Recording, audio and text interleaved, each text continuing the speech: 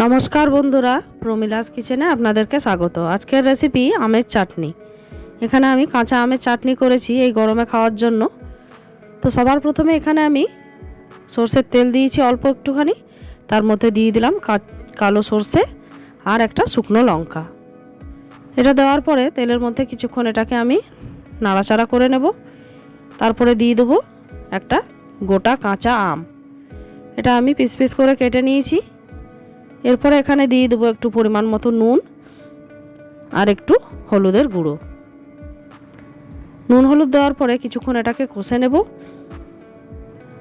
এটা আঁচটা লো করে আমি আমটাকে কিছুক্ষণ কষে নিয়েছি। এটা নুন হলুদ দিয়ে খুব ভালো করে কষা হয়ে গেলে এর মধ্যে দিয়ে দেবো একটু কাশ্মীরি লাল লঙ্কার গুঁড়ো। ওটা চাইলে আপনারা দিতেও পারেন, না দিলেও হবে। আমি এটা একটু রঙটা ভালো করার জন্য দিয়েছি। এরপরে দিয়ে দেবো আমি পরিমাণ মতো জল। যেহেতু এটা আমি একটু ঝোলঝোলেই বানাবো, তার জন্য জলটা আমি একটু বাড়িয়ে দিলাম। দিয়ে হাই ফ্লেমে এটাকে ফুটতে দিয়ে দেবো যতক্ষণ না পর্যন্ত আমটা সিদ্ধ হচ্ছে। তো এখানে আমটা ফুটে উঠেছে, সিদ্ধ হয়ে গেছে। এরপরে আমি এখানে পরিমাণ মতো চিনি দিয়ে আবারও কিছুক্ষণ এটাকে ফুটিয়ে নেব।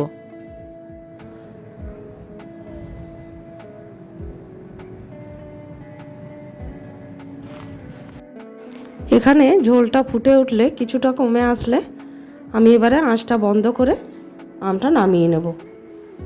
তো আমার এই আমের চাটনির রেসিপি যদি আপনাদের ভালো লাগে অবশ্যই একটা লাইক করবেন, কমেন্ট করবেন এবং অবশ্যই সাবস্ক্রাইব করে আমার পাশে থাকবেন।